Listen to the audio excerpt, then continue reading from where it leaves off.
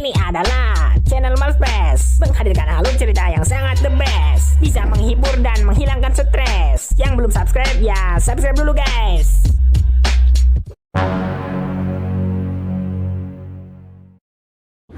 Empat minggu yang lalu, diperlihatkan bagaimana misil-misil kabut hijau diproduksi di sebuah tempat rahasia.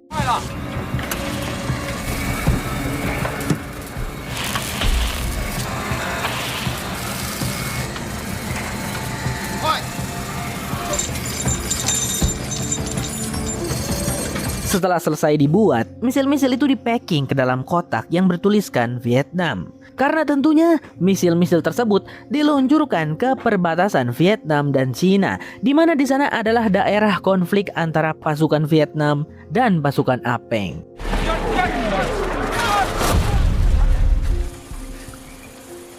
Sudah nó cầm mày à? Ôi Con nổ đây.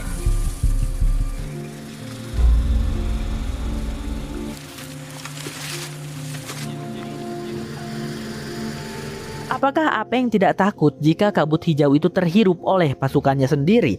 Ya tentu saja tidak, karena pasukan Apeng kan udah diberi vaksin lebih dulu. Ingat ya, kabut hijaunya tidak akan berpengaruh pada orang-orang yang sudah kebal virus the Last. Scene pun memperlihatkan momen saat A.L. Nathan James mendistribusikan obat virus the Last kepada para warga Vietnam, termasuk pada para tentaranya. Ya, sudah bisa diduga. Singkat cerita, di masa sekarang, para warga Vietnam juga mengalami hal yang sama dengan para warga Jepang. Kematian massal akibat infeksi virus the Last. Scene menyorot Tom dan rekan-rekan yang sudah sampai di Pulau Paraiso, sebuah lokasi di mana Wowo menjemput pasokan narkoboy yang tentunya menjadi tempat asal dari misil kabut hijau yang ada di kapalnya Wowo. Katanya di Pulau Paraiso ini tidak ada apa-apa, hanya ada bekas pangkalan militer US Army. Tetapi tak lama berselang muncul seseorang yang menyapa Regu Tom. Panggil saja dia Pehung. Pehung sangat ramah, ia langsung mengajak Regu Tom untuk datang ke tempat tinggalnya yang merupakan sebuah zona aman. Zona aman yang dibangun di bekas pangkalan militer. Katanya ada banyak warga Asia dari berbagai negara yang mengungsi ke tempat tersebut. Tempat yang damai dan aman. Lalu Pehung bisa dibilang dia adalah pemimpin di tempat tersebut. These are friends. American friends. It's okay. It's okay, it's okay. Bigyan natin sila ng malaking mabuhay. Bigyan natin sila. Kulahan. Ikaw muna. Sige. Bagaimana caranya para warga Pehung bertahan hidup di tempat itu? Jawabannya adalah berdagang. Mereka memiliki sebuah pabrik pakaian yang katanya sangat berkualitas. Mereka lalu menjual hasil pabrik tersebut ke luar pulau. Dan dengan cara itulah mereka bisa mendapatkan persediaan untuk bertahan hidup. Semuanya tampak berjalan dengan normal. Hingga tiba-tiba ada seorang gadis berlarian mengejar anjing peliharaannya yang lepas. Dani di situ berinisiatif untuk membantu gadis itu. Tetapi ternyata itu hanyalah trik. Gadis bernama Malaya itu ingin meminta tolong kepada A.L. Nathan James yang terlihat baik. Tolong kami Pak Tentara, kami di sini dijadikan budak di sebuah pabrik senjata yang ada di dekat pesisir, ungkap Malaya. Dani tentu saja sangat terkejut mendengarnya. Ternyata Pehung telah menyembunyikan sesuatu. Langsung saja Dani melaporkan hal tersebut kepada Tom. Dan si Pehung pun tidak bisa mengelak. Tom lantas mendesak Pehung untuk mengantarkan mereka ke pabrik yang dimaksud oleh Malaya. Baiklah. Kumohon jangan hukum aku ya. Aku juga diperintah paksa oleh Presiden Apeng, jelas Pehung. Singkat waktu saja sampailah Tom dan rekan-rekan bersama Pehung di lokasi. Namun ketika mereka sudah masuk ke kawasan pabrik dan hampir memasuki bangunan, tiba-tiba pasukan Apeng menembaki. Bahkan Pehung pun terkena tembakan tersebut dan langsung meninggoy. Rupa-rupanya tempat tersebut juga dijaga oleh pasukan Apeng. Untungnya Admiral Tom, Sasha, Dani dan yang lainnya keburu sempat berlindung. Seperti biasa, baku tembak lagi-lagi terjadi. Dan untuk yang kesekian kalinya, pasukan Tom jauh lebih unggul dalam segi kemampuan bertempur. Meskipun bala bantuan pasukan Apeng berdatangan, Tom dan kawan-kawan mampu mengatasi mereka semua. Mereka berhasil melumpuhkan 9 orang dari pasukan Apeng.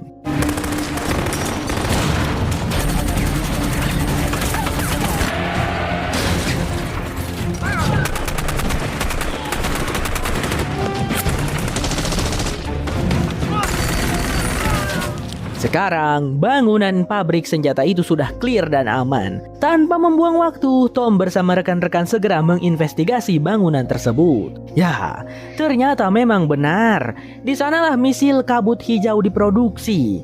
Namun Tom sudah terlambat. Misil-misil itu sudah dibawa, hanya menyisakan 1-2 misil yang mungkin gagal dalam perakitan. Untungnya di sana Sasha menemukan sesuatu yang menjadi petunjuk tentang kemana misil-misil tersebut akan dibawa, yaitu kota Incheon, Korea Selatan. Tadi mereka juga mendapatkan informasi dari Malaya bahwa kemarin kapal perang Cina sempat singgah di pulau tersebut, yang berarti misil-misil kabut hijau telah diambil sendiri oleh pasukan Apeng untuk diluncurkan ke Korea Selatan.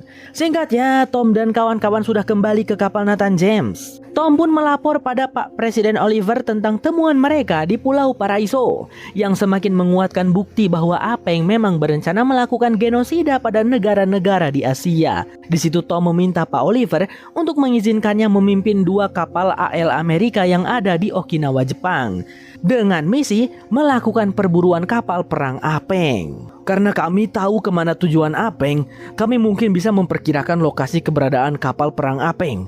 Dengan bantuan 2 kapal AL Amerika lainnya, kami akan menenggelamkan Apeng dan menggagalkan rencana jahatnya, ucap Tom dengan yakin. Karena bukti kejahatan Apeng sudah terbukti kuat, maka Pak Oliver pun memberikan izin dan mendukung penuh rencana Admiral Tom. Oh ya, by the way, pabrik misil kabut hijau yang ada di Pulau Paraiso sudah dihancurkan lah oleh Tom dan kawan-kawan.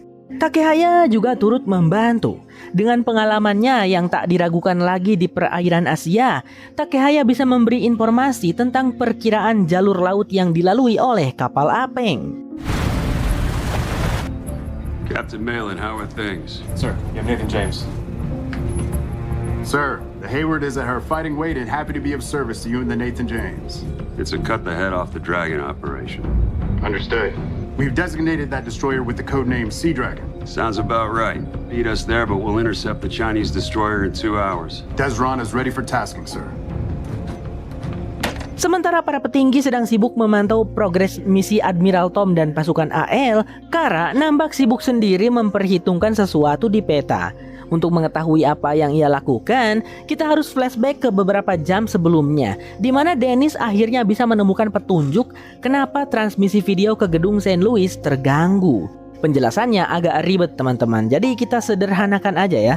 Intinya ada sebuah transmisi misterius yang dilakukan diam-diam oleh seseorang di dalam gedung presiden. Karena sebab tertentu, transmisi tersebut menyebabkan gangguan sehingga sistem komunikasi di sana tidak bisa menerima video atau mengirim video.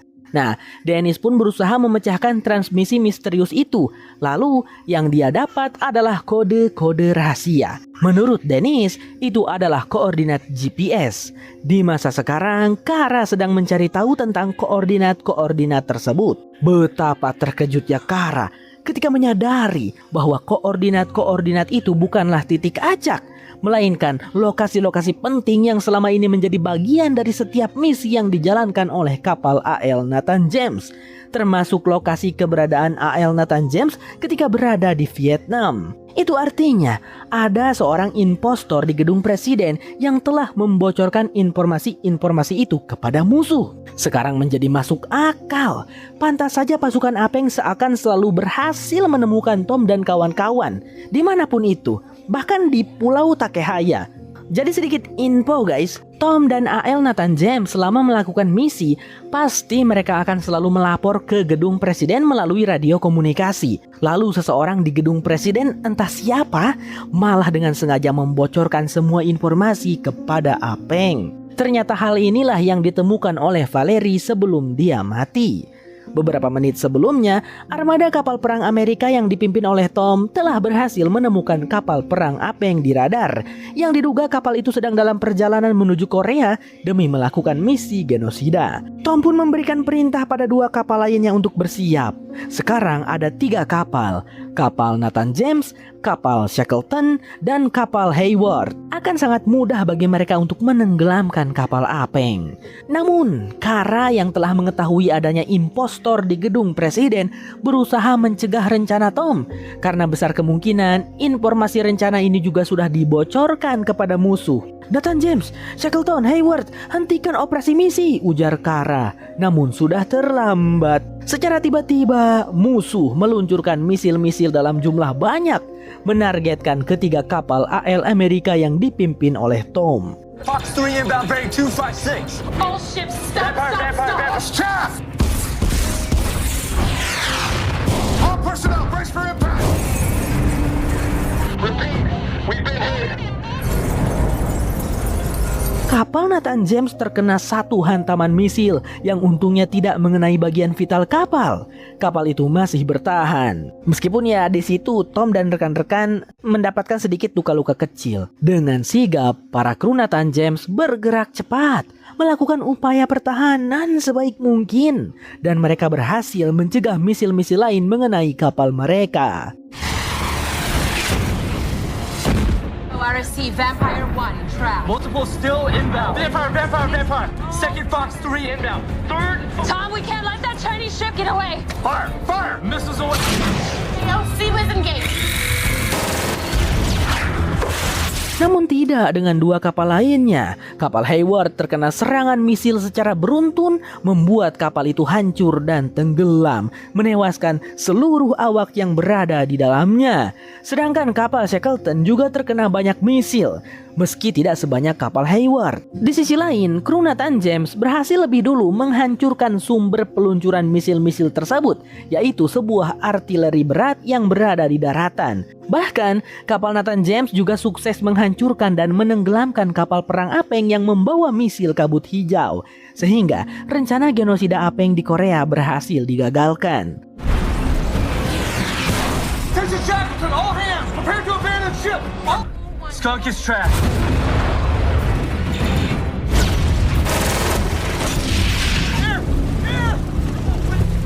Karena mengalami kerusakan yang parah, kapal Shackleton dipastikan akan perlahan tenggelam ke dalam laut. Para kru Nathan James pun segera melakukan misi penyelamatan, berupaya mengevakuasi seluruh awak yang masih bisa diselamatkan.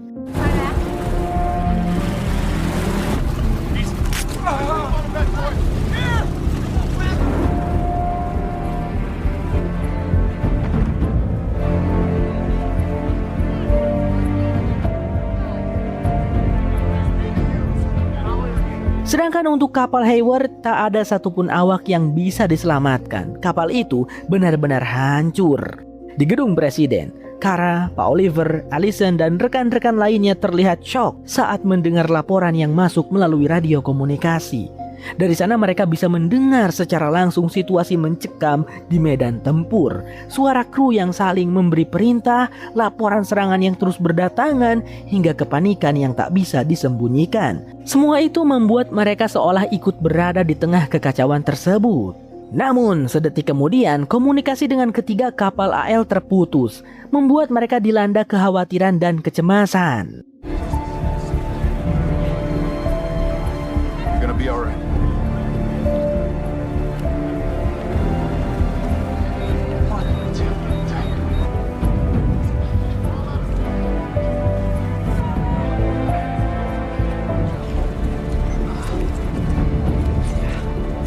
Di gedung presiden, tepatnya di ruangan komunikasi, Kara masih setia menunggu kabar dari para kru angkatan laut. Pak Sekretaris Rivera juga masih ada di sana, sama-sama menunggu. Ia lalu teringat momen saat Kara berusaha menghentikan misi. Bagaimana Kara bisa tahu akan terjadi sesuatu hal yang buruk? Di situ karena Kara tidak bisa mempercayai Pak Rivera, ia pun menjawab, "Itu hanya instingku, Pak." Tak lama dari itu, Admiral Tom menghubungi dan Pak Rivera segera mengangkatnya. Tom pun melaporkan semua yang terjadi. Tenggelamnya kapal Hayward bersama seluruh awaknya, lalu kapal Shackleton yang juga tenggelam. Tetapi AL Nathan James berhasil menyelamatkan sebagian besar kru Shackleton. Ya, tidak semuanya selamat. 85 orang dipastikan meninggal dan 23 orang lainnya menghilang. Pak Rivera, musuh mempersiapkan artileri berat di daratan. Itu artinya mereka tahu kami akan datang. Mungkin musuh berhasil menyadap komunikasi kita. Jadi untuk kedepannya, kapal Nathan James akan memberlakukan mode MCON, ucap Tom. Dan setelah itu Nathan James memutus komunikasi dengan gedung presiden, tanpa memberikan Kara kesempatan untuk memberitahu Tom tentang adanya impostor di gedung presiden. Si Apeng kembali diperlihatkan. Ia berada di salah satu kapal perangnya yang masih bertahan. Lagi-lagi, ia harus menelan kekecewaan dan amarah saat mendapat kabar bahwa kapal perangnya yang menuju Korea telah dihancurkan. Di situ posisinya Apeng juga tidak tahu apakah ketiga kapal AL Amerika berhasil ditenggelamkan semua atau tidak. Kembali pada Kara yang memutuskan untuk mengikuti Pak Rivera secara diam-diam karena ia curiga kepada pria itu.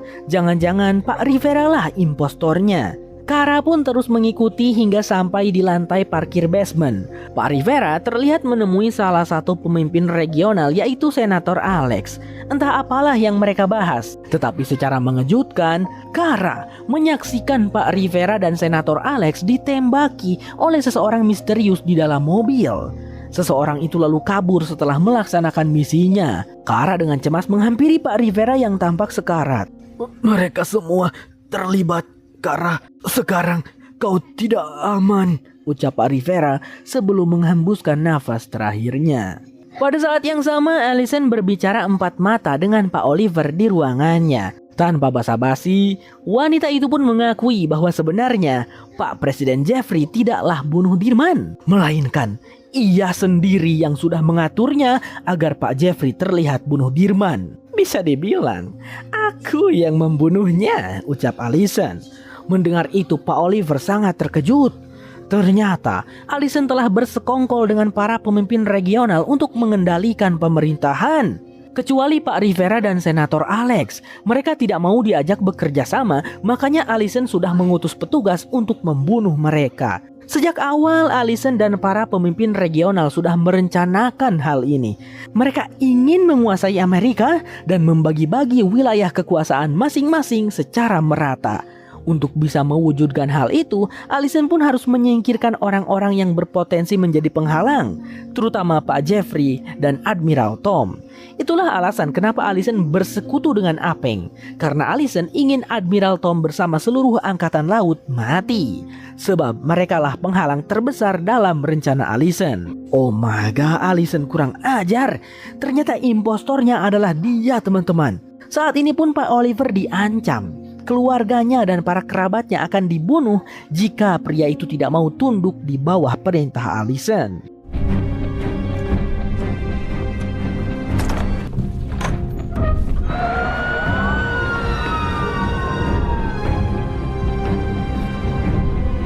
The Last Ship bersambung.